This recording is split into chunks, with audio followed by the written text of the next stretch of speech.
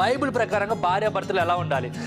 ఎక్కువ మంది చెప్పే మాట ఏంటంటే భార్యలు భర్తలకి బాగా గౌరవించాలి, వాళ్ళకి లోబడి ఉండాలి, తల్లిదండ్రులకి లోబడి ఉండాలి, అత్తామామలకి లోబడి ఉండాలి. అన్నీ అమ్మాయికే, అబ్బాయికే లేవు. అబ్బాయి ఎలా అయినా ఉండొచ్చు, అబ్బాయి ఎలా అయినా తిరగవచ్చు. మగవాణి చేసినట్టే స్త్రీని కూడా చేశాడు, అంతే, తేడా ఏం చేయాల. ఆదికాండం 2:24 వాక్యంలో ఉంటుంది, నరుడికి గాఢ నిద్ర కలగ చేసి తనలో నుండి అంటే తన పక్కటెముకలో నుండి స్త్రీని తయారు చేశాడు. సో ఎమ్మని ఆదాం ఏమన్నా చెప్పనా, దేవుడు అంటల్లా, దేవుడు ఒక సహాయాన్ని ఇచ్చాడు. కానీ అక్కడ ఆదాము లేచి ఏమన్నా చూడండి, ఆదామే అంటున్నాడు, తిను నా శరీరంలో శరీరం, ఎముకలో ఎముక, నాలో నుండి వచ్చింది కాబట్టి తను నారి, స్త్రీ అంటే ఆదాం చెప్తాడు, నాలో నుండి వచ్చింది, తను నాది, మేమిద్దరం కలిసి బతకాలి, కలిసి ఉండాలి.